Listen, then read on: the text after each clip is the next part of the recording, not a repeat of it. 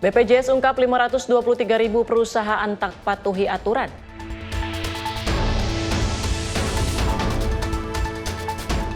(15 BUMN logistik jadi satu entitas dalam sebulan.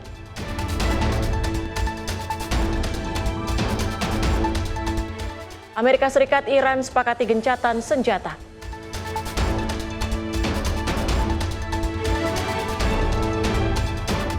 Dramatis, petugas evakuasi pemasang baliho tersengat listrik.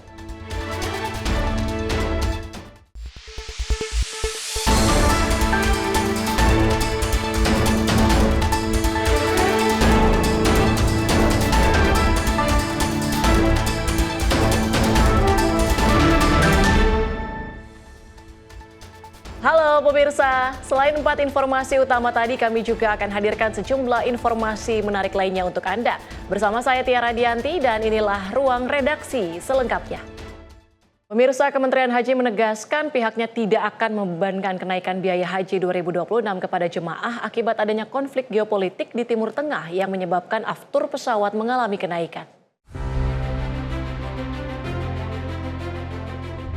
Usai rapat dengan Komisi 8 DPR RI, Menteri Haji dan Umroh Muhammad Irfan Yusuf menjelaskan dalam skenario tanpa perubahan rute penerbangan, biaya haji diperkirakan naik menjadi sekitar 46,9 juta rupiah per jemaah atau meningkat sekitar 39,85% dari biaya awal. Sedangkan jika dengan skenario perubahan rute penerbangan, biaya haji dapat meningkat lebih tinggi menjadi 50,8 juta rupiah per jemaah atau naik hingga 51,48%. Kenaikan ini dipicu oleh melonjaknya harga aftur global akibat konflik yang berdampak langsung pada biaya operasional maskapai penerbangan. Meski demikian, Presiden Prabowo menekankan jika terjadi kenaikan biaya, maka tidak akan dibebankan kepada jemaah. Sementara itu, Presiden Prabowo juga akan menyampaikan keputusan biaya haji pada sore ini dalam rapat kabinet.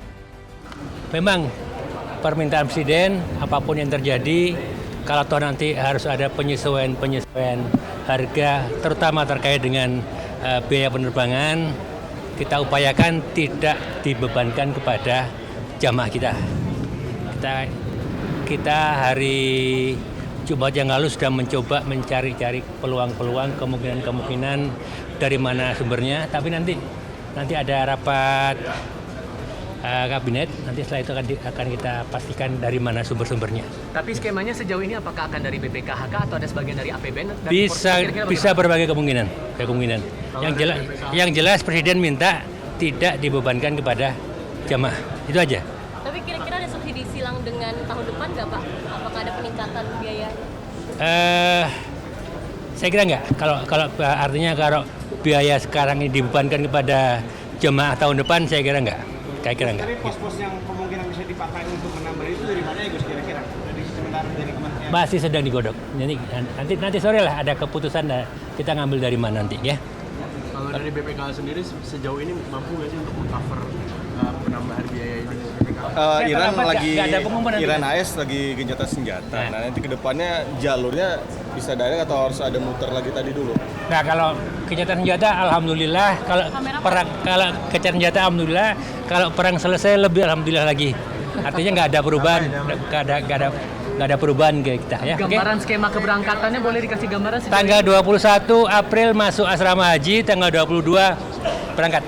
Oke. Untuk rute penerbangannya itu gimana nanti gambarannya? Sementara masih rute awal. Oke.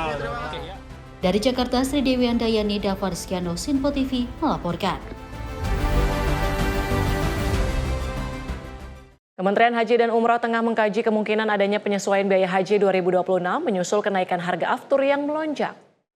Komisi 8 DPR RI menggelar rapat kerja dan rapat dengar pendapat bersama Kementerian Haji dan Umroh di Kompleks Parlemen Senayan, Jakarta pada Rabu 8 April 2026.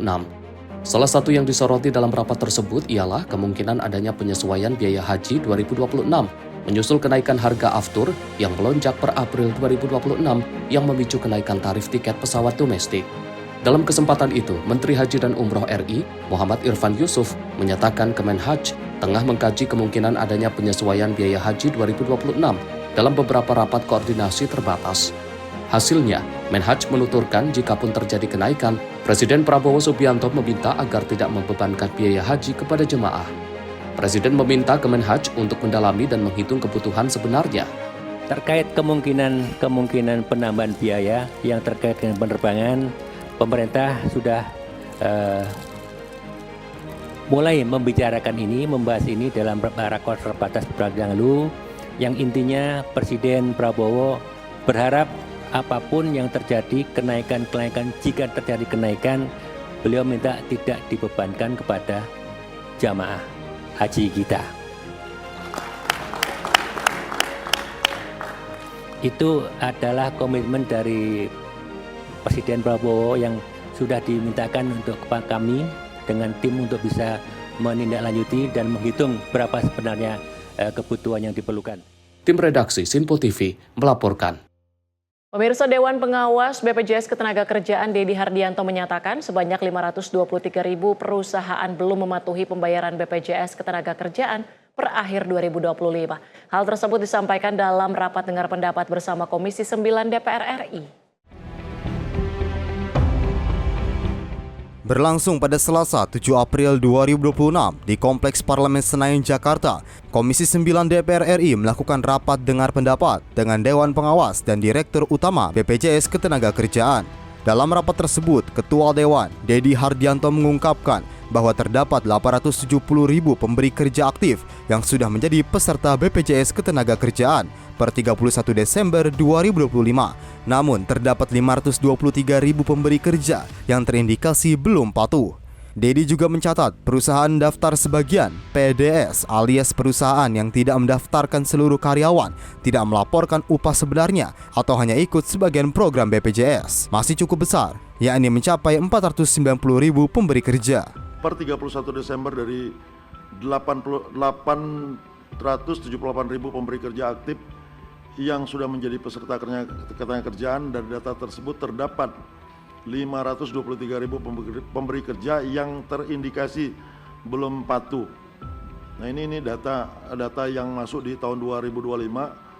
Lalu juga PDS ada 490.000 pemberi kerja, perusahaan yang menunggak juga ada 95.000.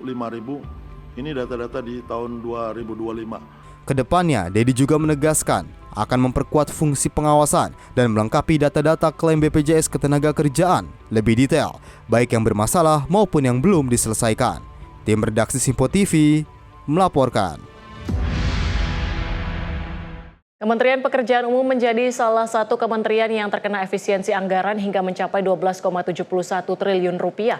Menteri Pekerjaan Umum Dodi Hanggodo menyebut pengurangan anggaran ini merupakan respon atas kondisi global dan agar defisit anggaran pendapatan belanja negara. Anggaran Kementerian Pekerjaan Umum 2026 akan dipangkas sebesar 12,71 triliun dari yang sebelumnya 118,89 triliun menjadi 106,18 triliun rupiah. Menteri PU Dodi Hanggodo memastikan pemangkasan anggaran tersebut tidak akan mempengaruhi program kerja kementeriannya dan akan memaksimalkan dengan baik jumlah anggaran yang diberikan sesuai arahan Presiden Prabowo Subianto. Dodi mengatakan anggaran tersebut akan dioptimalkan untuk pembangunan infrastruktur yang dapat memberikan manfaat untuk masyarakat. Dirinya juga akan berkoordinasi lebih lanjut dengan DPR RI mengenai rincian pagu anggaran yang akan ditentukan untuk kementeriannya, agar bencana efisiensi tersebut tidak mengganggu program-program fisik Kementerian PU, terutama program prioritas bagi masyarakat di daerah bencana. Sekarang kemudian ada efisiensi kan lebih mudah kan, yang diambil yang dibintang aja seret gitu. Nah, tugas kita di kementerian adalah kalau memang sudah siap dan memang itu ada memberikan dampak positif pada masyarakat di bawah, kan sesuai dengan arahan Pak Presiden juga. Apa yang bisa diberikan maksimal ke masyarakat itu yang kita dahulukan. Ya udah. Jadi nanti kita akan matur ke Pak Presiden juga, Pak Presiden ini kira-kira manfaatnya banyak sekali kepada masyarakat, terutama dalam kondisi seperti sekarang ini kan ekonomi lagi turun. Kita akan mohonkan Pak Presiden. Efisiensi ini akhirnya ngaruh ke rencana lelang proyek baru nggak sih Pak, yang kayak tol Gilimanuk Mengui dan lain-lain itu? Kalau tol kan nggak ada. Aman ya. Pekerjaan itu tidak akan terganggu hanya karena masalah misalnya ini kan namanya politisasi anggaran ya. Ada tiktokan saya DPR, Bappenas gitu-gitu lah, itu kan politisasi anggaran. Itu tidak boleh mengganggu program-program fisiknya. Karena kan program fisik itu kan harusnya harus segera bisa dimanfaatkan semaksimal oleh masyarakat. Ada Pak Presiden seperti itu. Jangan sampai ada masalah administrasi mengganggu pekerjaan fisik yang langsung dirasakan manfaatnya oleh masyarakat, terutama untuk daerah bencana seterusnya.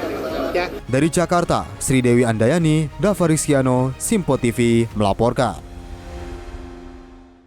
Ketidakpastian kondisi geopolitik global akibat konflik di Timur Tengah dinilai berdampak langsung terhadap kenaikan harga komoditas di dalam negeri. Anggota Komisi 6 DPR Herman Hairon menegaskan pentingnya upaya kemandirian pangan dan energi untuk menekan dampak fluktuasi harga internasional. Kenaikan harga komoditas global akibat gejolak geopolitik di Timur Tengah turut memberi tekanan pada harga-harga komoditas seperti plastik dan kedelai di pasar domestik. Menurut Herman Hairon, kenaikan harga minyak mentah dunia turut mempengaruhi harga produk turunannya, termasuk plastik, yang pada akhirnya memicu kenaikan harga di dalam negeri. Untuk mengatasi hal ini, ia meminta pemerintah memperkuat produksi dalam negeri, terutama untuk komoditas strategis, salah satunya dengan mengembangkan budidaya kedelai di dalam negeri, meski membutuhkan inovasi dan teknologi yang disesuaikan dengan iklim Indonesia. Sementara itu, pengurangan konsumsi plastik dan peningkatan daur ulang juga dinilai dapat menekan ketergantungan masyarakat terhadap bahan baku impor. Akibat ketidakpastian, misalkan ada konflik di Timur Tengah dan berdampak terhadap harga-harga meningkat, maka juga harga domestik nasional kita juga sangat dipengaruhi oleh harga tersebut. Oleh karenanya, itu yang selalu ditawarkan oleh Presiden Prabowo Subianto yang selalu disampaikan kepada kita semua pentingnya untuk komoditas-komoditas yang strategis kita harus swasembada, harus mandiri. Misalkan untuk pangan, energi itu harus mandiri. Karena pasti dalam gejolak harga internasional itu akan sangat mempengaruhi terhadap harga-harga dalam negeri. Nah, kedelai kita ini kan masih impor dan importnya besar. Kemudian untuk plastik hari ini naik, itu kan juga dipengaruhi oleh crude oil gitu. Nah, oleh karenanya harga-harga yang dipengaruhi oleh harga yang hari ini mengalami kenaikan harga internasional, maka juga akan mempengaruhi harga dalam negeri. Lebih lanjut, anggota DPR fraksi Demokrat ini mendorong kementerian terkait agar dapat memaksimalkan anggaran dan menetapkan prioritas pada komoditas yang paling banyak dikonsumsi masyarakat. Dari Jakarta, Sri Dewi Andayani, Dava Rizkyano, Simpo TV melaporkan. Survei indikator menunjukkan beberapa program pemerintah dinilai sangat membantu pemudik Lebaran 2026. Program mudik gratis dan bantuan pangan menempati peringkat teratas dalam kepuasan masyarakat.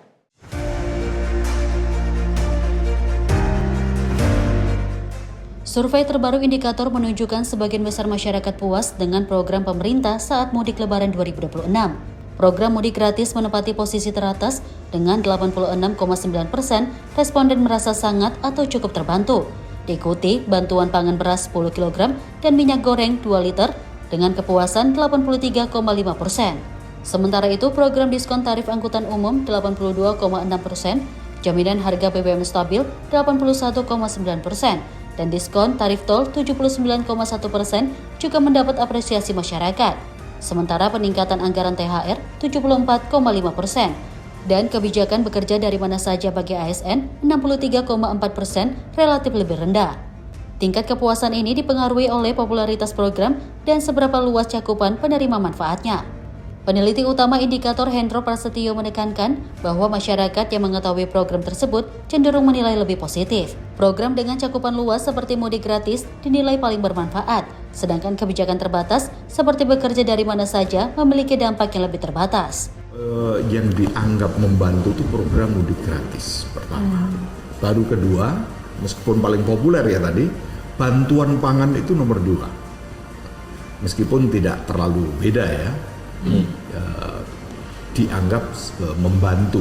Ternyata orang yang tahu tentang program-program itu lebih memiliki sikap positif dibandingkan masyarakat secara umum, karena mudik itu perjalanannya diskon jalan tol itu dianggap membantu. Tim redaksi Simpo TV melaporkan. Pameran Persit Bisa 2 tahun 2026 siap digelar di Balai Kartini, Jakarta. Ajang ini menjadi wadah bagi karya terbaik anggota Persit termasuk perhiasan custom eksklusif dari Health Gallery karya Persit PG Kostrad.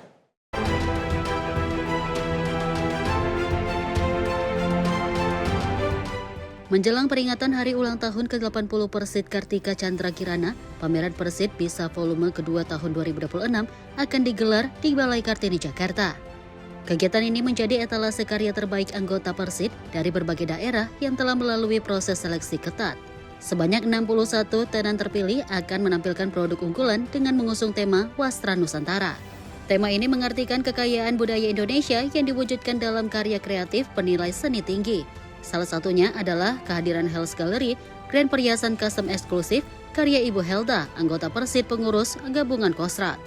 Keikutsertaan Health Gallery menjadi kebanggaan bagi Persit PG Kostrad sekaligus bukti kemampuan dalam bersaing di tingkat nasional. Menjelang pelaksanaan pameran, berbagai persiapan dimatangkan mulai dari penyiapan koleksi eksklusif hingga konsep tampilan produk yang elegan. Partisipasi ini diharapkan dapat memperluas promosi produk UMKM serta meningkatkan daya saing karya perempuan Indonesia. Tim redaksi Sinpo TV melaporkan. Dan pemirsa, kami akan kembali usai jeda, tetaplah bersama kami di Ruang Redaksi.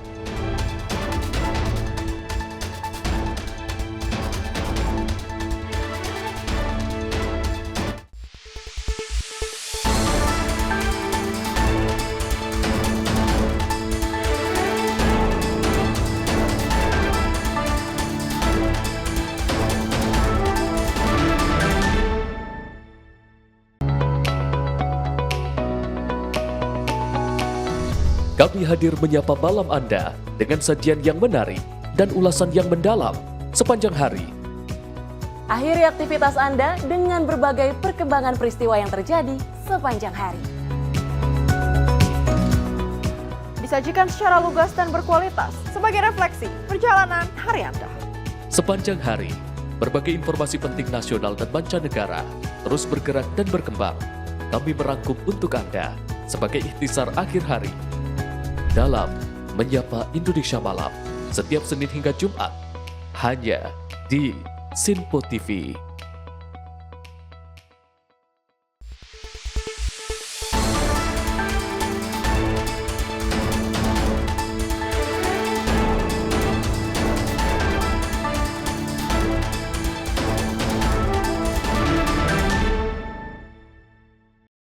Anda kembali menyaksikan Ruang Redaksi. Pemirsa, Wakil Presiden Gibran Rakabuming Raka meninjau Gereja Katolik Paroki Bunda Hati Kudus di Rumengkor, Kabupaten Minahasa, Provinsi Sulawesi Utara pada 7 April 2026. Sebagai rangkaian kunjungan kerja di Kabupaten Minahasa, Wakil Presiden RI Gibran Rakabuming Raka meninjau Gereja Katolik Paroki Bunda Hati Kudus di Rumengkor, Kecamatan Tongbulu, Provinsi Sulawesi Utara pada Selasa 7 April 2026. Kunjungan dilakukan untuk melihat secara langsung kondisi bangunan gereja yang terdampak gempa bumi yang terjadi di wilayah tersebut. Dalam peninjauan tersebut, Wapres didampingi oleh Gubernur Sulut, Julius Selvanus Lumba, Bupati Minahasa, Robi Dondo Kambri, serta Pastor Paroki Romo Immanuel. Berdasarkan hasil peninjauan, kerusakan yang terjadi tergolong minor, terutama pada bagian atap bangunan. Dalam kesempatan itu, Wapres menegaskan pentingnya penanganan cepat terhadap fasilitas yang terdampak. Tim redaksi Sinpo TV melaporkan.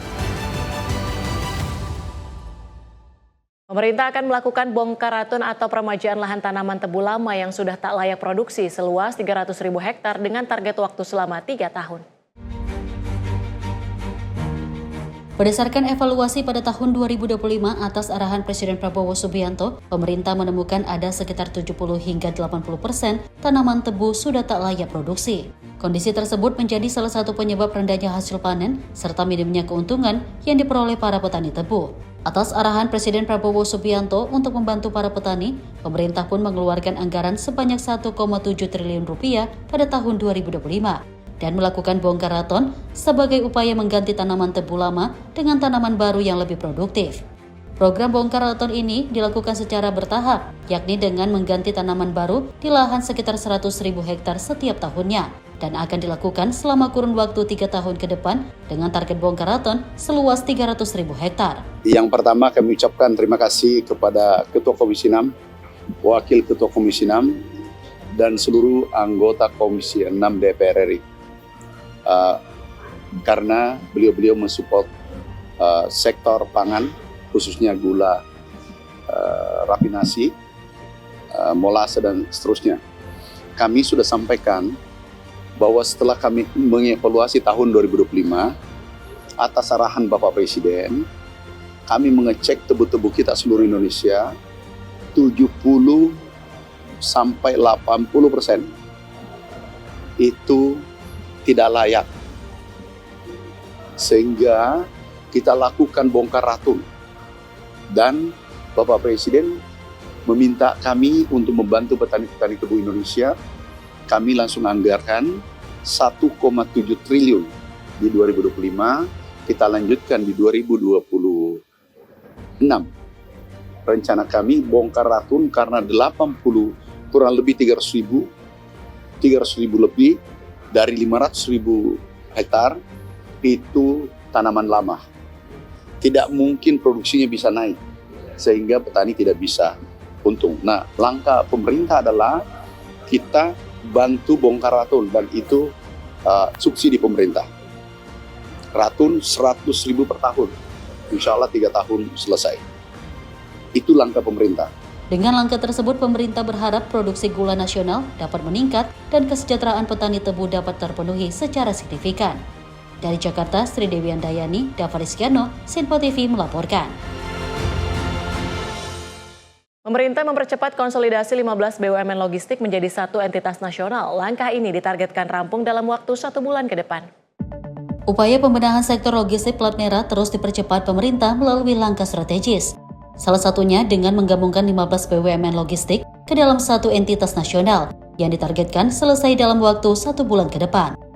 Kepala BP BUMN Doni Oskaria menyampaikan bahwa proses konsolidasi saat ini telah berjalan dan segera diumumkan.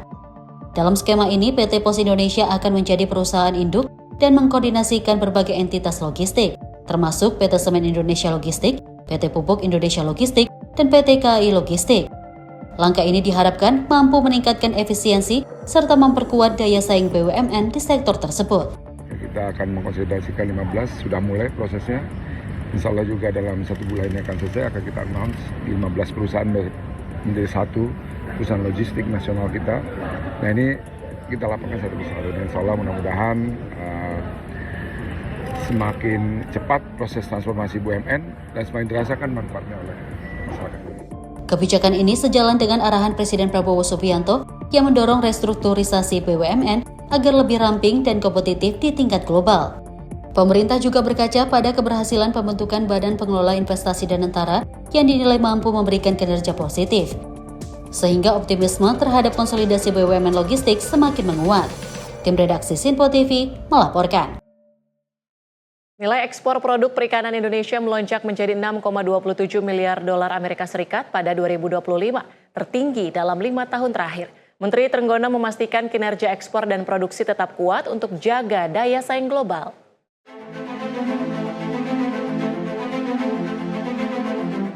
Kinerja sektor kelautan dan perikanan Indonesia terus menunjukkan tren positif. Sepanjang tahun 2025, nilai ekspor produk perikanan mencapai 6,27 miliar dolar Amerika Serikat, menjadi capaian tertinggi dalam 5 tahun terakhir. Menteri Kelautan dan Perikanan Sakti Wahyu Trenggono menyampaikan hal ini dalam rapat kerja bersama Komisi 4 DPR di Jakarta pada Selasa 7 April 2026 dan menekankan pentingnya capaian tersebut bagi daya saing industri perikanan nasional.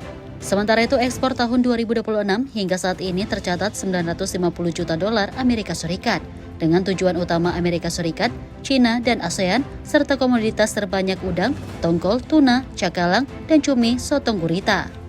Nilai ekspor produk perikanan Indonesia meningkat juga mencapai 6,27 miliar US dollar di tahun 2025. Juga menjadi capaian tertinggi dalam 5 tahun terakhir. Di tengah berbagai tantangan yang dihadapi, kinerja sektor kelautan dan perikanan nasional hingga saat ini tetap menunjukkan capaian produksi dan ekspor yang terjaga dengan baik. Dari sisi produksi, Indonesia mencatat 26,25 juta ton pada tahun 2025, tumbuh 3,8% dibanding tahun sebelumnya. Dengan kontribusi rumput laut, perikanan tangkap, dan budidaya, Trenggono menegaskan KKP tetap berkomitmen menjaga ketersediaan protein hewani, serta mendorong peningkatan nilai tambah dan diversifikasi pasar ekspor. Tim redaksi Sinpo TV melaporkan. Pemirsa, dalam rapat kerja dengan Komisi 4 DPR, Menteri Pertanian Amran Sulaiman menyampaikan cadangan beras nasional mencapai level tertinggi sepanjang sejarah. Bulog pastikan capaian tersebut ditopang pengadaan gabah dan beras secara intensif sehingga stok tetap aman.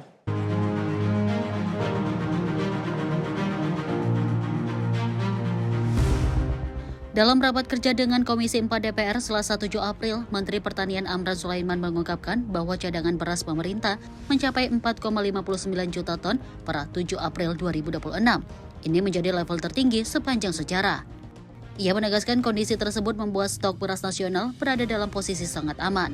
Menurutnya, ketersediaan beras diperkirakan cukup untuk memenuhi kebutuhan 10 hingga 11 bulan ke depan, sehingga mampu mengantisipasi dampak fenomena El Nino yang diprediksi berlangsung sekitar 6 bulan.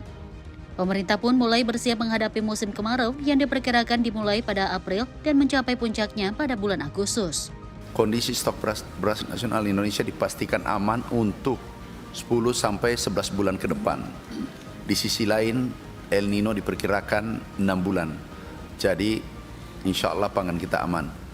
Untuk mendukung langkah-langkah tersebut, Kementerian Pertanian telah mensiagakan alat dan mesin pertanian berupa pompa air, traktor hand spray, transplanter, dan lain-lain. Untuk menjaga produksi pertanian, Kementerian Pertanian telah meminta daerah memetakan wilayah rawan kekeringan, mempercepat masa tanam, serta mengoptimalkan irigasi.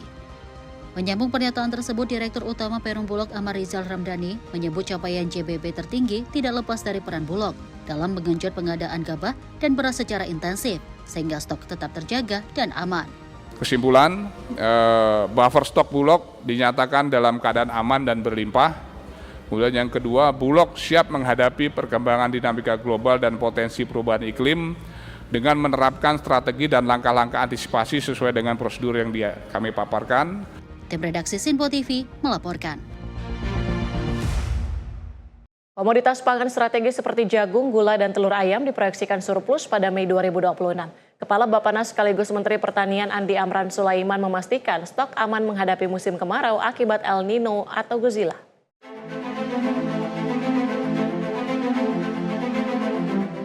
Kepala Badan Pangan Nasional sekaligus Menteri Pertanian Andi Amran Sulaiman menyampaikan bahwa komoditas pangan strategis seperti jagung, gulai, telur ayam, dan daging ayam diproyeksikan surplus pada Mei 2026. Proyeksi ini didasarkan pada neraca pangan nasional hingga periode tersebut. Dirinya menegaskan stok pangan strategis cukup untuk menghadapi tantangan iklim, termasuk musim kemarau akibat fenomena El Nino Godzilla. Dalam rapat kerja Komisi 4 di Gedung DPR Senayan Jakarta Selasa 7 April, ia merinci proyeksi surplus yakni jagung 4,35 juta ton, daging ayam 837 ribu ton, gula konsumsi 632 ribu ton, dan telur ayam 423 ribu ton.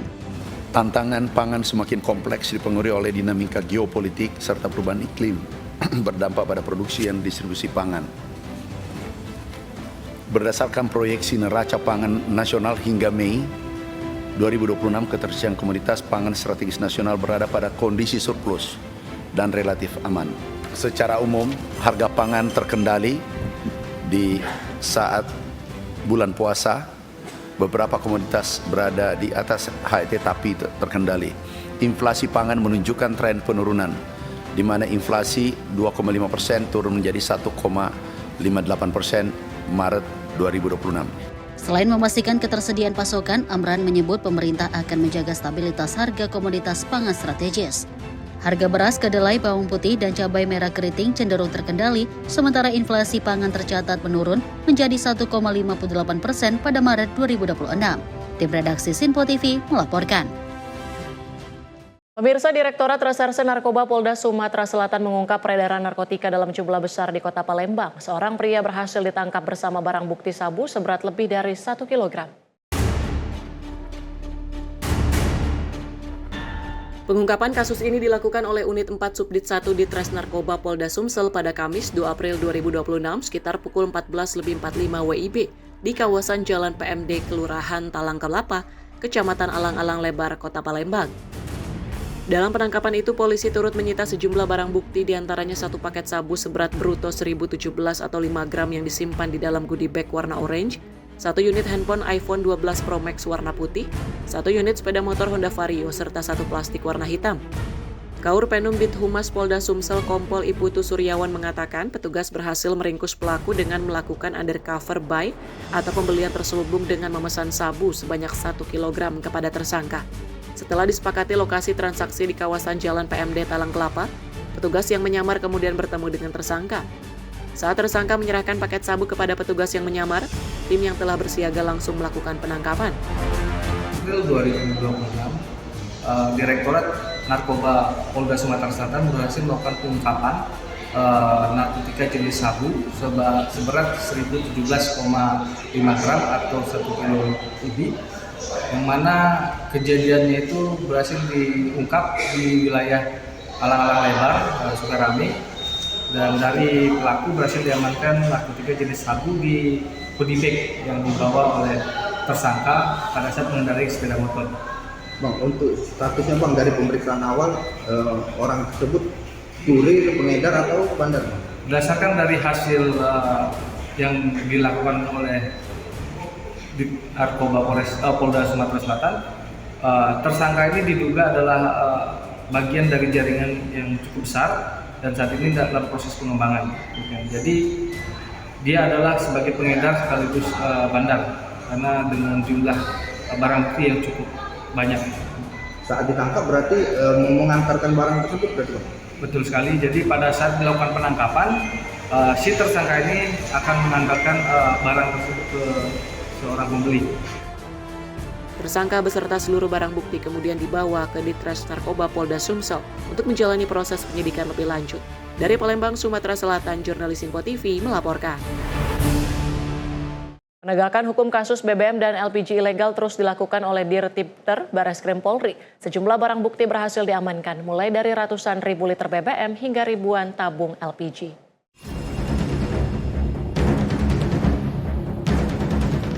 Direktur Tindak Pidana Tertentu Barreskrim Polri, Brigjen Pol M. Irhamni mengungkapkan sejumlah barang bukti berhasil diamankan dalam penegakan hukum kasus BBM dan LPG ilegal sepanjang tahun 2025. Irhamni menyatakan barang bukti tersebut diamankan oleh Barreskrim Polri bersama Polda jajaran di berbagai wilayah. Adapun untuk BBM jenis solar berhasil diamankan sebanyak lebih dari 1 juta liter. Sementara untuk Pertalite mencapai lebih dari 120.000 liter. Barang bukti yang berhasil diamankan oleh Barreskrim bersama Polda jajaran periode 2025 tersebut sebanyak 1.182.388 liter jenis solar. Kemudian untuk jenis Pertalite sebanyak 127.019 liter. Kemudian gas 3 kilo sebanyak 17.516 tabung. Kemudian gas 5,5 kg sebanyak 516 kg. Kemudian gas 12 kg bisa dilakukan penyitaan dan diamankan 4.945 tabung. Kemudian gas 50 kg sebanyak 422 tabung. Kemudian untuk kendaraan roda 4 dan roda 6 sebanyak 353 unit. Selain itu, Polri juga menyita LPG bersubsidi mulai dari tabung 3 kg hingga 50 kg dengan jumlah ribuan tabung. Tak hanya itu, ratusan kendaraan roda 4 dan roda 6 turut diamankan yang digunakan dalam praktik penyalahgunaan BBM dan LPG ilegal. Dari Jakarta, Jihan Nabila Muti Anggiani, Sinpo TV melaporkan. Dan kami akan kembali dengan informasi dari mancanegara. Usai jeda, tetaplah bersama kami di Ruang Redaksi.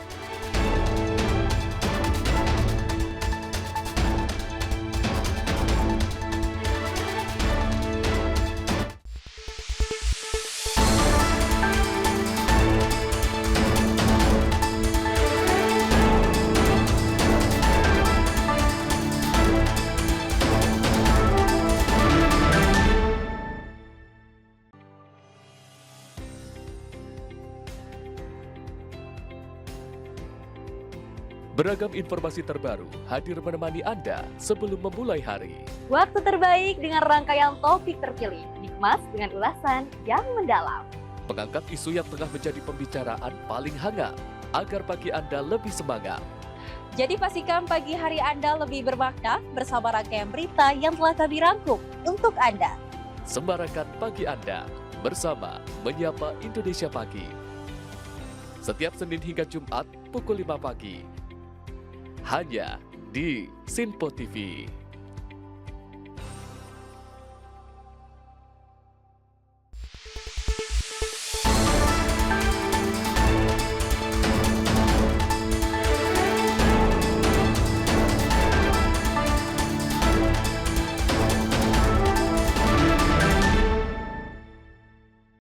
Anda kembali menyaksikan Ruang Redaksi bersama saya, Tiara Dianti.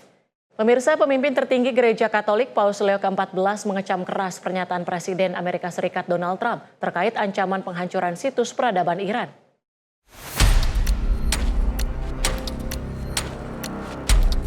Situasi memanas terjadi di tengah ketegangan Amerika Serikat dan Iran setelah Presiden Donald Trump menyampaikan ancaman untuk menghancurkan situs-situs peradaban di Iran.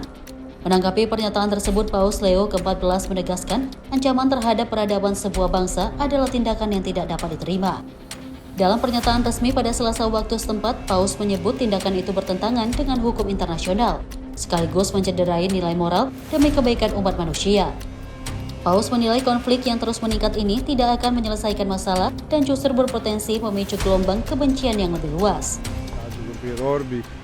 Come tutti sappiamo, c'è stata anche questa minaccia contro tutto il popolo di Iran e questo veramente non è accettabile. Qui ci sono questioni certamente di diritto internazionale, ma molto di più una questione morale per il bene del popolo completo intero. Lebih lanjut, Paus mengingatkan serangan terhadap infrastruktur sipil merupakan bentuk perpecahan yang dapat ditimbulkan manusia. Pihak Vatikan terus menyerukan agar semua pihak menahan diri dan mengedepankan dialog daripada tindakan militer yang berpotensi merusak tatanan dunia. Tim redaksi Sinpo TV melaporkan. Pengumuman gencatan senjata antara Iran dengan Amerika Serikat diumumkan langsung oleh Presiden Amerika Donald Trump melalui akun media sosialnya. Presiden Amerika Serikat Donald Trump mengumumkan gencatan senjata dengan Iran selama 2 minggu. Pengumuman tersebut dilayangkan Trump melalui akun sosial medianya.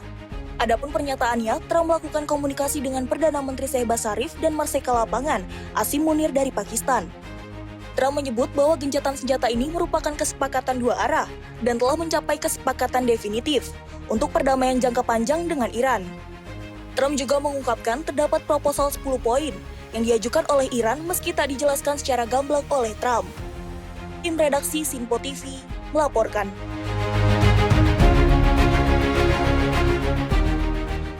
Iran menyambut baik kesepakatan Presiden Amerika Serikat Donald Trump untuk menunda serangan selama 2 pekan dan membuka Selat Hormuz.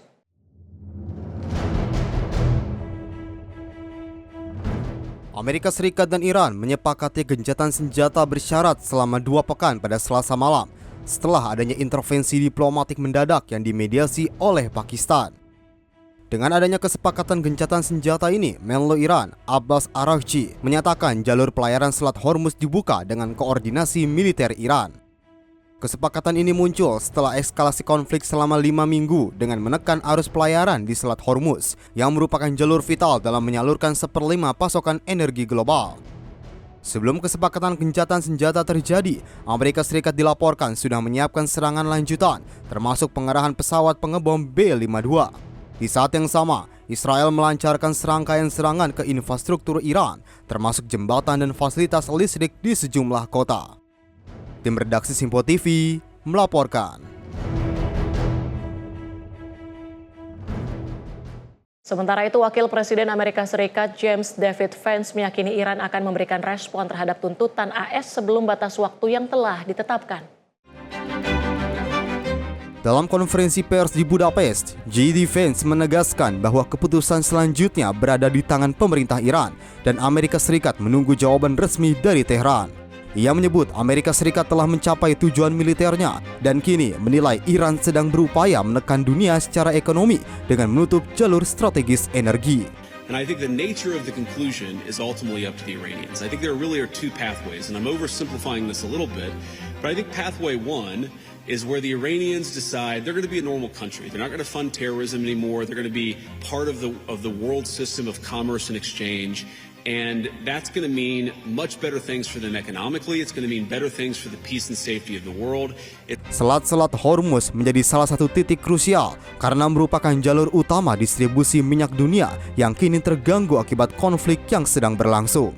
Pemerintah Amerika Serikat telah menetapkan deadline bagi Iran untuk memenuhi sejumlah tuntutan, termasuk terkait pembukaan kembali jalur tersebut dan penghentian aktivitas yang dianggap mengancam stabilitas kawasan. Hingga kini belum ada kepastian mengenai respon resmi dari Iran. Namun tekanan diplomatik dan militer terus meningkat seiring memanasnya konflik di Timur Tengah. Tim redaksi Simpo TV melaporkan. Presiden Turki Recep Tayyip Erdogan menyatakan negaranya terus dorong upaya diplomasi terhadap Iran dan AS. Upaya diplomasi terus dilakukan untuk akhiri perang di Iran yang disebutnya sebagai konflik tidak sah dan tidak bermakna. Dalam pernyataannya, Presiden Turki Recep Tayyip Erdogan menegaskan Turki aktif melakukan upaya diplomatik untuk mencegah konflik yang terjadi antara Amerika, Israel dengan Iran meluas ke seluruh kawasan. Ia juga mengecam serangan yang dinilai melanggar hukum internasional dan menekankan pentingnya penyelesaian melalui jalur damai guna menghindari dampak lebih luas terhadap stabilitas global. Menurutnya, perang yang terus berlangsung tidak hanya berdampak pada negara yang terlibat, namun juga memberikan beban besar bagi masyarakat internasional, baik dari segi keamanan maupun ekonomi global. Turki menyatakan akan terus berperan dalam mendorong dialog dan mediasi agar konflik dapat dihentikan secepat mungkin dan tidak semakin meluas ke negara-negara lain di kawasan. Silahların susması ve müzakereye alan açılması için eğer iğne ucu kadar şans varsa bunu değerlendirmenin samimi gayreti içindeyiz. Hingga kini, ketegangan di Timur Tengah masih terus berlangsung dengan risiko eskalasi yang dapat mempengaruhi keamanan regional serta stabilitas ekonomi global. Tim redaksi Simpo TV melaporkan. Suasana euforia dan rasa syukur mewarnai ibu kota Iran setelah pengumuman kesepakatan gencatan senjata antara AS dan Iran.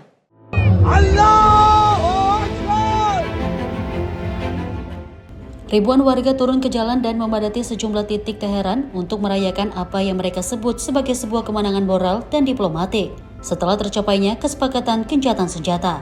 Suasana religius terasa kuat dengan warga mengibarkan bendera nasional serta menyampaikan doa dan ungkapan syukur sebagai bentuk penghormatan terhadap nilai-nilai spiritual yang dianggap menjadi sumber kekuatan dalam menghadapi konflik.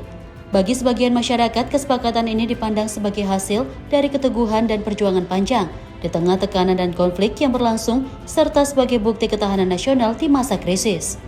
Selain itu, kesepakatan damai ini juga memberikan harapan baru bagi pemulihan ekonomi serta stabilitas di kawasan, termasuk potensi pembukaan kembali aktivitas perdagangan dan energi. Di media sosial, ungkapan kemenangan ramai digaungkan dan menjadi simbol optimisme baru bagi masyarakat pasca konflik dengan berbagai tagar yang menyebar luas di platform digital. Meski demikian, sejumlah pihak menilai implementasi kesepakatan masih menjadi tantangan di tengah dinamika politik dan keamanan yang terus berkembang serta memerlukan komitmen kuat dari seluruh pihak yang terlibat.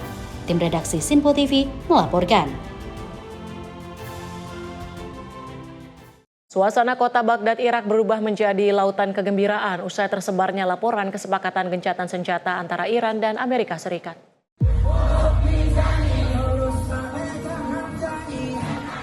Euforia warga terlihat di berbagai sudut kota Baghdad menyusul kabar kesepakatan gencatan senjata antara Iran dan Amerika Serikat.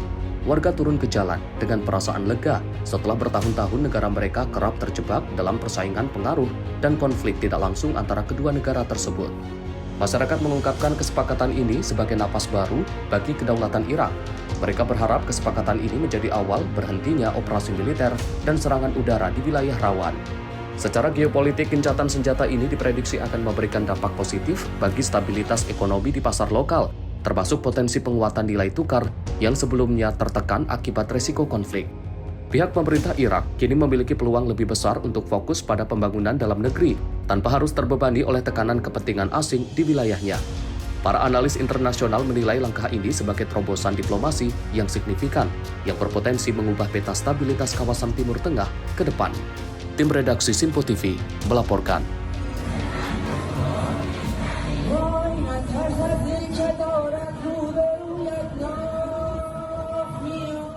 Presiden AS Donald Trump mengumumkan gencatan senjata antara AS dan Iran yang diumumkan disertai sejumlah kondisi yang merugikan Amerika.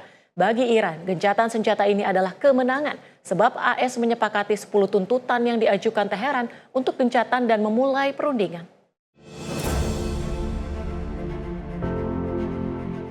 Kesepakatan gencatan senjata ini disebut berlaku selama 2 minggu dengan tujuan meredakan ketegangan militer di kawasan Timur Tengah. Dalam kesepakatan tersebut, Iran mengajukan 10 tuntutan utama yang harus dipenuhi oleh Amerika Serikat. Di antaranya komitmen untuk tidak melakukan agresi terhadap Iran. Iran juga menegaskan akan melanjutkan kendali atas Selat Hormuz sebagai jalur strategis perdagangan global. Seluruh tuntutan lain mencakup penerimaan atas program pengayaan uranium Iran serta pencabutan semua sanksi utama dan sekunder yang selama ini diberlakukan. Tidak hanya itu, Iran juga menuntut penghentian seluruh resolusi Dewan Keamanan PBB dan resolusi Dewan Gubernur IAEA terkait program nuklirnya. Dalam poin lain, Iran meminta pembayaran kompensasi serta penarikan pasukan tempur Amerika Serikat dari kawasan Timur Tengah. Selain itu disebutkan pula penghentian seluruh konflik di berbagai front termasuk yang melibatkan kelompok perlawanan di Lebanon. Meski demikian, sejumlah pengamat menilai gencatan senjata ini masih bersifat sementara dan berpotensi berubah tergantung hasil negosiasi lanjutan antara kedua negara. Data itu merupakan kesepakatan bersama dan tentu saja ada negosiasi dan ada tawaran yang diberikan di antar kedua belah pihak. Yang pertama, Trump sudah menyatakan bahwa saat ini ia menyetujui dari usulan Pakistan atau negara Pakistan bahwa gencatan senjata ini layak untuk dilakukan. Dan yang utama adalah Selat Hormuz ini dibuka. Maka Amerika Serikat menyatakan secara lengkap, segera, dan aman. Dan kemudian di sisi yang lain juga Amerika Serikat menyatakan akan mempelajari dan menerima kemungkinan dari 10 poin yang diajukan oleh Iran.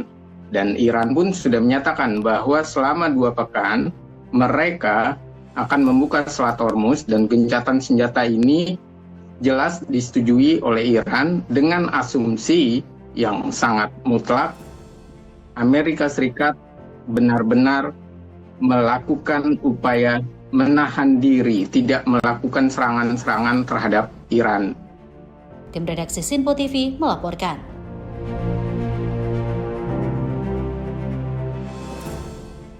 Sementara itu, pemerintah Pakistan memilih menahan suara dalam pemungutan suara Dewan Keamanan PBB. Hal itu terkait resolusi mengenai Selat Hormuz dan menegaskan dukungannya terhadap penyelesaian melalui jalur diplomasi. Dalam sidang di New York City, perwakilan Pakistan, diplomat Pakistan untuk PBB, Hashim Iftikhar Ahmad menyatakan, situasi saat ini memerlukan penahanan diri serta memberi ruang bagi upaya diplomatik yang sedang berlangsung. Ia menegaskan dialog dan keterlibatan antar pihak menjadi kunci untuk meredakan ketegangan di tengah kondisi yang disebutnya sebagai momen krusial. Resolusi tersebut mendapatkan dukungan mayoritas namun gagal diadopsi. Setelah diveto oleh China dan Rusia, sementara Pakistan dan Kolombia memilih abstain. Pakistan menyatakan akan terus mendorong terwujudnya solusi diplomatik yang berkelanjutan dengan melibatkan berbagai mitra di kawasan maupun di tingkat internasional. Situasi ini terjadi di tengah meningkatnya ketegangan di kawasan Timur Tengah yang berdampak pada jalur perdagangan global, termasuk terganggunya aktivitas di Selat Hormuz. Hingga kini, upaya diplomasi terus berlangsung untuk mencegah eskalasi lebih lanjut dan mencari solusi damai atas konflik yang terjadi. Tim redaksi Sinpo TV melaporkan. Seorang terduga pelaku pembakaran ditangkap setelah kebakaran besar melanda sebuah gudang di Ontario. Petugas masih mendalami peran dan keterlibatannya dalam kebakaran gudang tersebut.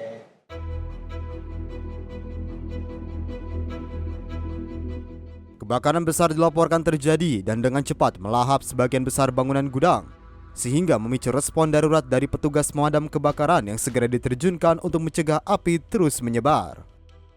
Lebih dari 100 petugas pemadam diterjunkan ke lokasi untuk menanggulangi api dan mencegah perluasan kebakaran ke area sekitarnya, termasuk bangunan dan fasilitas lain di sekitar lokasi kejadian.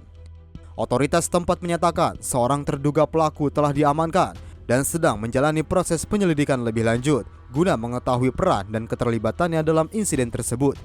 Hingga kini belum ada keterangan resmi terkait motif maupun besaran kerugian akibat kebakaran. Sementara penyidik masih mengumpulkan bukti di lokasi kejadian termasuk melakukan olah tempat kejadian perkara. Pihak berwenang juga masih menilai tingkat kerusakan yang ditimbulkan serta memastikan keamanan area pasca kebakaran agar tidak menimbulkan risiko lanjutan bagi masyarakat sekitar. Tim redaksi Simpo TV melaporkan.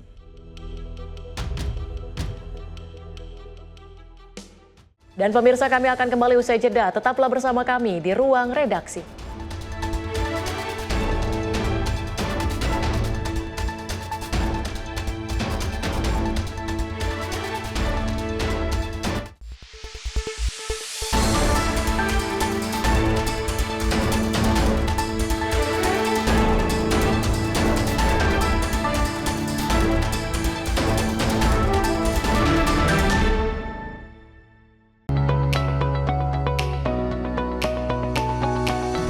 Kami hadir menyapa malam Anda dengan sajian yang menarik dan ulasan yang mendalam sepanjang hari.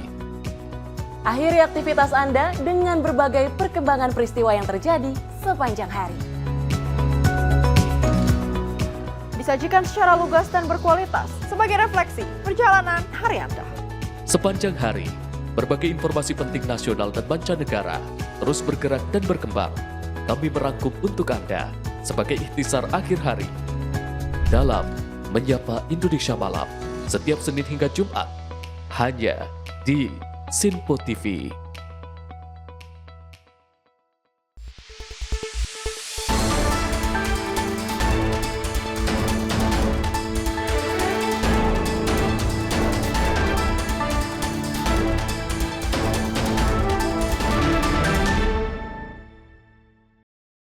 Terima kasih Anda masih bersama kami di Ruang Redaksi. Pemirsa, ruang kantor yang berada di lantai 2 Gedung Kepolisian Resort Metro Jakarta Barat terbakar.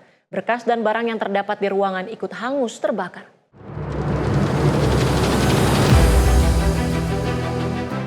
Beginilah peristiwa terbakarnya ruang kantor yang berada di Gedung Polres Metro Jakarta Barat. Api yang begitu besar dengan cepat melahap isi ruangan kantor. Banyaknya barang yang mudah terbakar seperti berkas dan lemari kayu membuat api cepat membesar. Mendapati informasi penanggulangan kebakaran dan keselamatan Jakarta Barat sektor Grogol Petamburan langsung ke tempat kejadian dan langsung melokalisir api agar tak menyambar ke ruangan lain. Tak ada kesulitan, api berhasil dipadamkan. Usai damkar menerjunkan 13 unit dan 65 personel. Objek yang terbakar Polres Jakarta Barat lantai 2 ya Pak. Nah, untuk ruangan kiri itu apa Pak? Oh, kita kurang tahu itu ruangan apa. Yang persis di lantai 2 kita dapat informasi di pukul 08.07. Kita tiba di lokasi 08.13. Kesulitannya alhamdulillah tidak ada karena sumber airnya cukup dekat. Kita mengarahkan pengarahan awal 4 unit, pengarahan awal dari sektor Grogol Petamburan dan Pos Duta. Dilanjut untuk pengarahan kedua dari Sudin dan dari Kedoya Utara dan sektor Kebonjeruk. Jumlah personil jumlah unit ada 13 unit dan 65 personil. Ruangan Pak, ruangan. Isinya ruangan apa? Ya ada bangku segala macam. Belum diketahui penyebab kebakaran, namun diduga api berasal dari korsleting listrik. Hingga saat ini peristiwa ini tengah dalam penanganan kepolisian. Tim Liputan Simpo TV melaporkan. Kebakaran besar melanda gudang produk kertas di Ontario, California, menyebabkan atap bangunan ambruk dan memaksa petugas pemadam mundur. Kobaran api dilaporkan menyebar dengan sangat cepat. Sekitar 20 pekerja berada di dalam gedung saat kebakaran dilaporkan terjadi pada 7 April. Api dilaporkan membesar secara eksponensial dan cepat menguasai bangunan seluas lebih dari 1 juta kaki persegi. Petugas pemadam kebakaran yang berupaya memadamkan api terpaksa melakukan evakuasi atau retreat operasional demi keselamatan. Hingga pagi hari, api masih terus berkobar dengan asap tebal terlihat dari jarak jauh.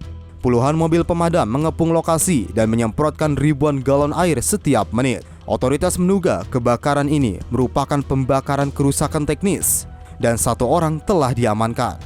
Hingga saat ini belum ada konfirmasi lebih dari pihak otoritas setempat. Tim redaksi Simpo TV melaporkan. Gudang penyimpanan dan pengolahan biji plastik di kawasan Kalideres hangus terbakar. Diduga sumber api berasal dari mesin yang sudah tidak terpakai, namun soket masih terhubung dengan listrik.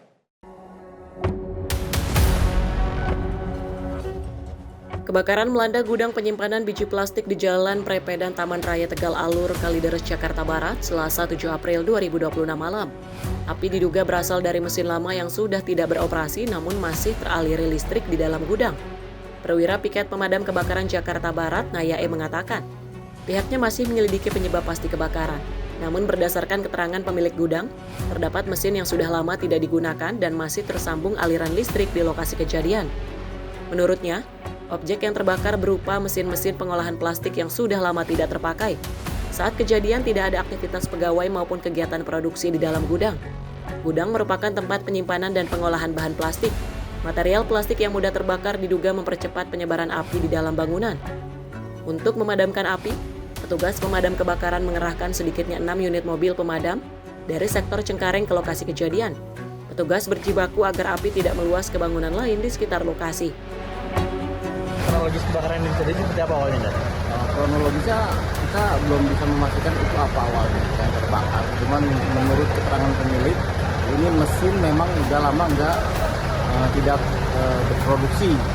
Namun karena memang ada aliran listrik yang menyalur ke mesinnya itu dan ada tumpukan bahan-bahan plastik, jadi mungkin pengantarnya itu. Demikian, Pak. Berarti apa saja nih Dan yang terbakar objeknya? Objeknya yaitu mesin-mesin yang sudah lama nggak terpakai, dan di situ awalnya memang nggak ada kegiatan pegawai, nggak ada kegiatan gitu, nggak ada kegiatan aktivitas pegawai di tempat lokasi kejadian. Ini namanya gudang apa nih? Ini gudang plastik, Pak. Gudang bahan plastik apa namanya? Pengolahan bahan plastik. Untuk personil berapa, Bang, yang dikerahkan? Personil ini saya belum menghitung tuh untuk personil, cuman yang kita pastikan sudah ada kurang lebih 6 unit dari sektor. Ada kendala ada? Alhamdulillah nggak ada kendala, Pak. Untuk saat ini cuman kendalanya hanya masih ada aliran listrik yang kita belum bisa pastikan adanya dari arah mana, karena di situ di mesinnya itu masih ada kadang masih ada strum. Ya. Belum ada laporan korban jiwa maupun luka dalam peristiwa ini. Dari Jakarta, jurnalis Info TV melaporkan. Insiden berdarah menggegerkan lingkungan Pondok Pesantren Ramadan Oku Timur pada Selasa 7 April 2026 petang. Seorang jamaah lansia, Roni bin Sahuri, tewas mengenaskan usai ditusuk seorang pemuda saat berada di area masjid.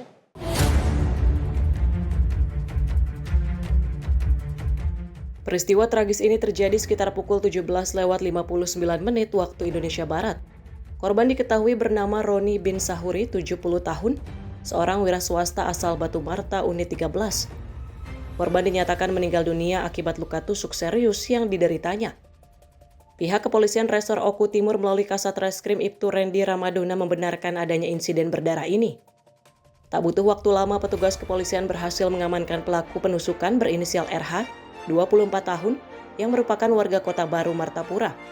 Saat ini pelaku telah dibawa ke Mapolres Oku Timur untuk menjalani pemeriksaan intensif. Hingga kini aparat kepolisian masih melakukan penyelidikan mendalam terkait motif dan kronologi lengkap di balik aksi penusukan terhadap korban. Sejumlah saksi di lokasi kejadian juga telah dimintai keterangan guna melengkapi proses hukum lebih lanjut.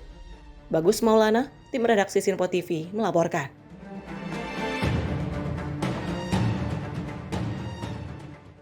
Warga Lorong Aziz, Kota Baru Barat, Martapura digegerkan dengan penemuan seorang marbot masjid yang tewas mengenaskan pada Selasa 7 April 2026 malam. Korban diduga menjadi korban pembunuhan usai jasadnya ditemukan bersimbah darah di area halaman salah satu bangunan.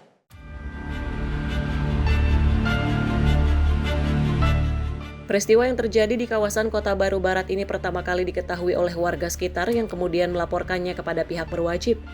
Dalam rekaman video yang beredar luas di media sosial, terlihat banyak bercak darah berceceran di area halaman bangunan yang diduga berasal dari tubuh korban. Hingga saat ini kronologi lengkap maupun motif di balik peristiwa berdarah ini masih misterius. Aparat kepolisian segera tiba di lokasi untuk melakukan olah tempat kejadian perkara atau TKP, serta mengumpulkan keterangan dari sejumlah saksi. Petugas masih melakukan penyidikan mendalam guna memastikan penyebab pasti kematian korban. Saat ini polisi tengah berupaya keras untuk mengidentifikasi dan mengungkap pelaku yang tega menghabisi nyawa marbot masjid. Bagus Maulana, tim redaksi Simpo TV melaporkan.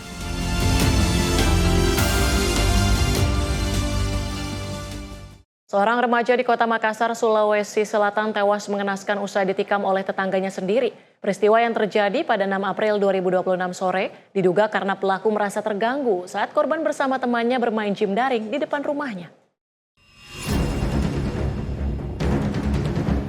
Tragedi berdarah ini terjadi di Jalan Baji Minasa Luar, Kecamatan Mamajang, Kota Makassar pada Senin 6 April 2026. Dalam rekaman video amatir warga, terlihat kakak pelaku sempat dikepung oleh korban bersama 3 rekannya. Suasana kian tak terkendali saat pelaku tiba-tiba muncul dari arah belakang sambil menghunuskan badik dan langsung menerjang korban. Petugas Unit Jatanras Polrestabes Makassar bergerak cepat dan berhasil meringkus pelaku Irman Aziz, 45 tahun, pada Selasa 7 April 2026 sore. Pelaku kemudian diserahkan ke Polsek Mamajang untuk menjalani proses hukum. Menurut keterangan polisi, insiden bermula saat korban dan rekan-rekannya tengah asyik bermain game daring di depan rumah pelaku. Pelaku merasa terganggu dengan kebisingan dan sempat memberikan teguran. Namun bukannya mereda, hal itu justru memicu cekcok mulut hingga berujung pada aksi penikaman. Kemarahan rekan-rekan korban sempat pecah usai prosesi pemakaman di Kabupaten Takalar. Masa yang emosi sempat berusaha merusak rumah pelaku. Namun beruntung aksi ini berhasil dicegah warga setempat dan aparat yang bersiaga. Petugas juga memasang garis polisi di lokasi kejadian. Penganiayaan yang di wilayah Kecamatan Mamajang, tepatnya di Jalan Baji Pamai. Kejadian tersebut terjadi kemarin sekitar pukul 16 sore. Saat itu korban bersama teman-temannya sementara nongkrong di dekat rumah pelaku. Yang mana pada saat itu pelaku merasa terganggu karena sering terjadi tawuran atau keributan di sekitar situ kalau kelompok anak-anak ini ada di situ, sehingga keluarga pelaku menegur korban untuk pindah dari tempat itu. Namun karena korban tidak terima sehingga terjadi percekcokan antara korban dengan keluarga pelaku. Kemudian tiba-tiba datang dari arah belakang, pelaku langsung menusuk korban mengenai perutnya. Saat itu langsung dibawa ke rumah sakit, di Rumah Sakit Bayangkara, namun kemudian meninggal dunia. Untuk pelaku ini, korban ini berstatus pelajar dan usia belum? Masih status pelajar, masih berstatus pelajar sekitar umur 17 tahun. Jadi awalnya itu Pak, ini anak-anak main-main game di sini. Ada berapa orang itu anak? Ya sekitar 4 orang. Ya, dilarang, yang keribut. Yang larang siapa? Yang larang ini Iwan. Oh, pemilik rumah. Pemilik rumah. Nah, setelah dilarang, dia pindah ke sana. Nah, pindah ke sana, diikuti sama Iwan karena di sana dia di sudut. Ya, di situ mungkin memperlihatkan sikap menantang. Akhirnya terjadi baku adu begitu, tapi sebentar saja datang adiknya, tiba-tiba langsung menikam. Yang ditikam salah. Ini namanya Abel. Rumah korban ini berapa meter dari rumah pelaku? Kira-kira 100 meter. 100 meter? Iya. Kita memang RT RW itu di Tamparan Keke tiap malam itu mengadakan posko.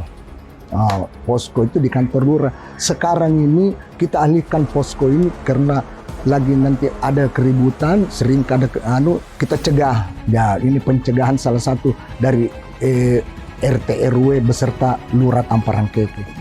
Guna melengkapi berkas penyelidikan, petugas kepolisian kembali ke lokasi untuk melakukan olah TKP serta meminta keterangan sejumlah saksi mata. Selain di lokasi kejadian, penjagaan ketat juga dilakukan di rumah duka, guna meredam potensi amukan dari pihak keluarga maupun kerabat korban. Dari Makassar, Sulawesi Selatan, jurnalis Simpo TV melaporkan. Seorang pemasang baliho di Garut, Jawa Barat tersengat listrik tegangan tinggi saat tengah bekerja di atas papan reklame di Jalan Raya Limbangan Malangbong di Kampung Cipatik, Desa Nanjung Jaya, Kecamatan Kersamanah, Garut pada 7 April 2026 siang. Proses evakuasi korban yang penuh luka bakar berlangsung dramatis.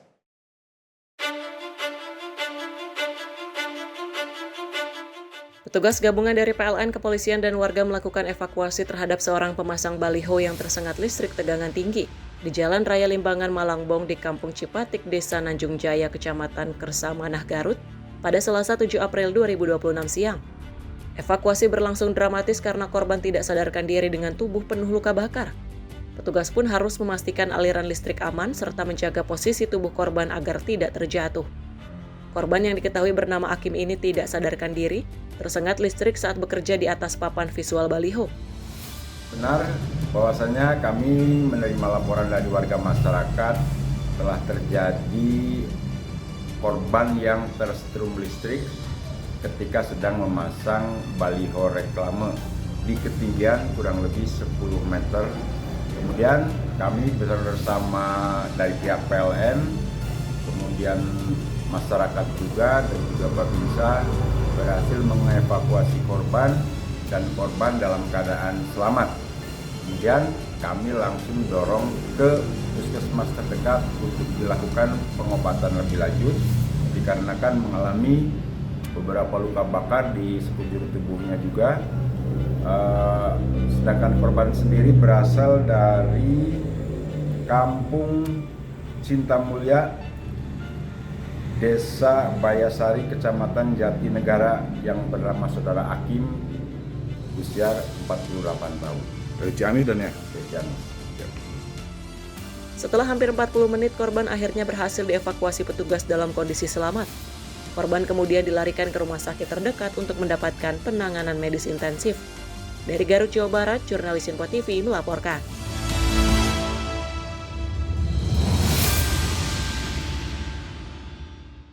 Kecelakaan beruntun terjadi di kawasan Joglo Kembangan, Jakarta Barat. Insiden ini mengakibatkan arus lalu lintas di lokasi sempat mengalami kemacetan yang cukup panjang.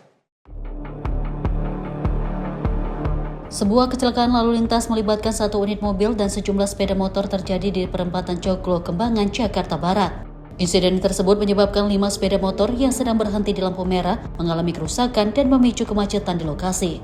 Berdasarkan keterangan saksi di lokasi, mobil yang melaju dari arah Kreo menuju Kembangan tiba-tiba menabrak sepeda motor yang tengah berhenti di lampu merah. Penyebab kecelakaan ini belum dapat dipastikan, namun diduga pengemudi mobil kehilangan kendali lantaran mengantuk saat berkendara. Salah satu saksi di lokasi, Sidik, mengatakan kejadian ini berlangsung pada pagi hari sekitar pukul 9.00 waktu Indonesia Barat, ketika kondisi lalu lintas cukup ramai. Bahkan beberapa sepeda motor mengalami kerusakan cukup parah akibat kecelakaan tersebut. Sidik juga menambahkan bahwa mobil tersebut sempat menabrak, kemudian mundur dan kembali menabrak kendaraan yang di depannya.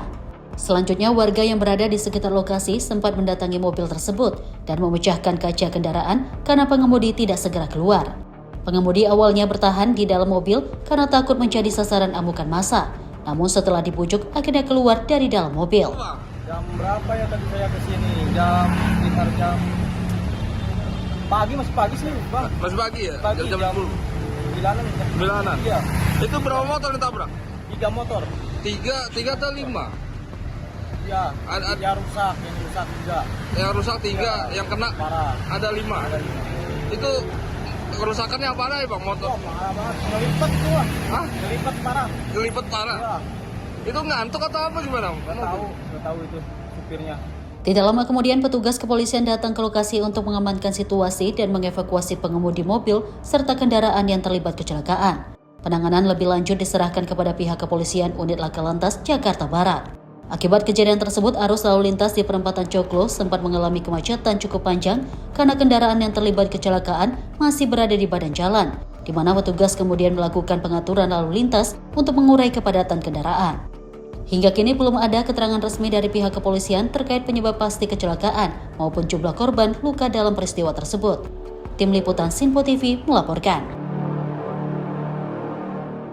Tim SAR gabungan akhirnya menemukan korban tenggelam di Riam Kecala, Desa Pana pada 6 April 2026. Korban sebelumnya dilaporkan hilang setelah terseret arus deras.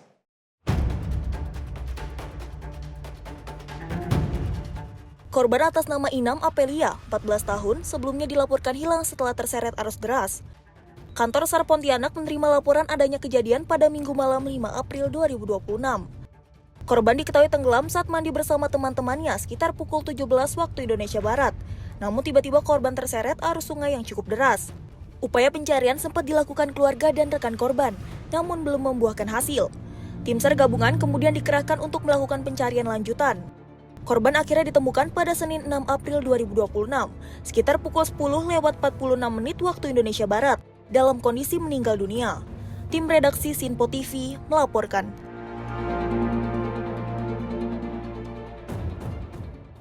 Korban tenggelam di irigasi Lewi Tamiang, Kampung Cipanas, Kabupaten Cianjur, Jawa Barat berhasil ditemukan pada 5 April 2026. Sebelumnya korban dilaporkan tenggelam saat berenang bersama teman-temannya di lokasi kejadian.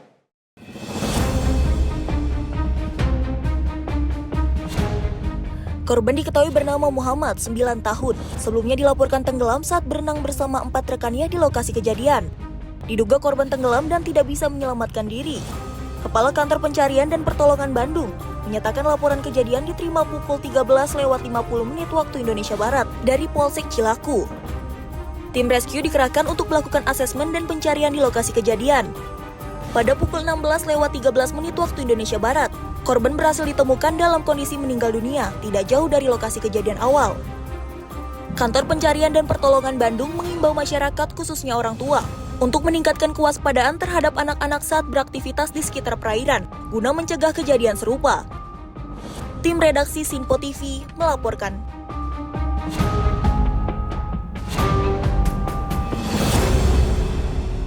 Dalih tak punya pekerjaan dan terhimpit kebutuhan ekonomi, seorang mantan pekerja migran Indonesia di Lampung nekat menjadi pelaku curanmor. Pelaku bersama rekannya ditangkap setelah melakukan percobaan pencurian di salah satu minimarket di Kota Metro. Aksi pencurian terekam CCTV.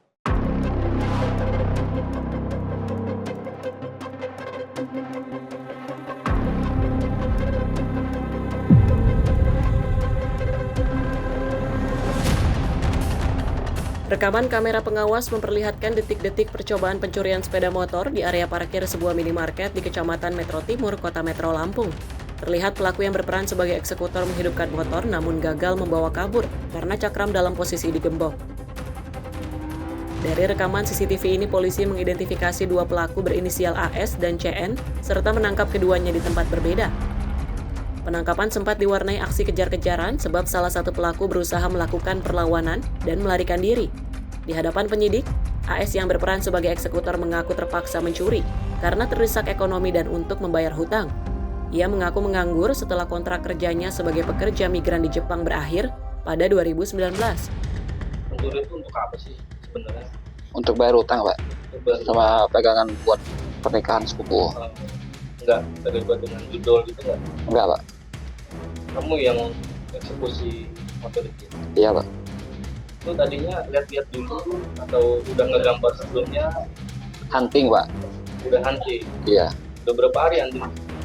Sehari itu, Pak. Hari itu juga? Iya. Kenapa gagal? Karena ada gembok, Pak. Oh, cakramnya kena gembok ya? Iya. Jadi susah. Ya, jadi kejadian tepatnya di parkiran Alfamart di Jalan Nasution, Kelurahan Yosorejo, Kecamatan Metro Timur. Nah, terjadi percobaan pencurian kendaraan bermotor dan dilaporkan ke Polres. Lalu sebenarnya pelaku ini sudah bertindak di 3 tempat yang berbeda, 2 tempat di wilayah hukum Polres Metro dan 1 tempat berhasil di wilayah hukum Polres Lampung Timur. Lalu kita lakukan penangkapan dengan tersangka inisial AS dan inisial CN. Untuk tersangka inisial AS di Sekampung Udik, Lampung Timur, dan inisial CN di Gunung Pelindung. Kini kedua tersangka mendekam di sel tahanan Mapolres Metro dan bakal dijerat dengan pasal pencurian dengan pemberatan, junto pasal percobaan pencurian. Dari Metro Lampung, jurnalis Sinpo TV melaporkan.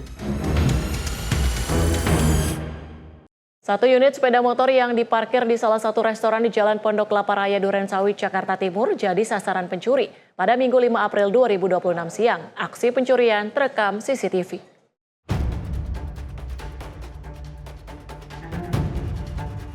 Dari rekaman kamera CCTV tampak sejumlah sepeda motor dan mobil terparkir di area trotoar di depan restoran di Jalan Pondok Kelapa Raya Durensawit, Jakarta Timur. 2 orang pengendara sepeda motor layaknya pengunjung datang dan berhenti di dekat kendaraan yang terparkir. Seorang di antaranya langsung menuju ke sepeda motor milik karyawan restoran dan langsung menjebol kunci kontak kendaraan. Hanya dalam hitungan detik kendaraan bisa dibawa kabur. Diduga para pelaku sudah memantau situasi di sekitar restoran yang tak menyediakan tempat parkir khusus pengunjung. pelaku memanfaatkan kelengahan karyawan dan pengunjung yang menempatkan kendaraan di trotoar tanpa dijaga juru parkir. Jadi kan kemarin lagi parkir motor di sebelah sini, akunya mau keluar, tiba-tiba motornya udah nggak ada. Akunya mau keluar sebentar, pas mau ngambil motor, motornya udah nggak ada. Terus aku langsung, nggak ada CCTV, aku langsung cek CCTV, ternyata udah dibawa orang. Itu dari CCTV ada di mana? Aku berapa orang terus lama ada yang ada pakai alat? Kalau untuk pakai alatnya itu ada beberapa menitan ya, karena kan emang aku kuncinya kunci stang. Jadi ada beberapa menit dia ngusahain baru dia bisa kabur, dan pelakunya cuma ada 2 orang. Tapi memang biasa parkir motor? Iya, biasa parkir motor di sini. Biasanya aman aja, cuma baru kali ini. Ada berapa? Ada 2. Jadi yang bawa motor, dia lewat dulu ke sini, terus dia muter balik langsung ke sini. Iya, mantau. Udah lapor ke pihak kepolisian. Atas kejadian ini, korban telah melapor ke pihak kepolisian dengan menyertakan rekaman kamera CCTV. Petugas unit Reskrim Polsek Durensawit langsung mendatangi lokasi dan mengumpulkan keterangan saksi dan korban. Dari Jakarta, jurnalis Info TV melaporkan.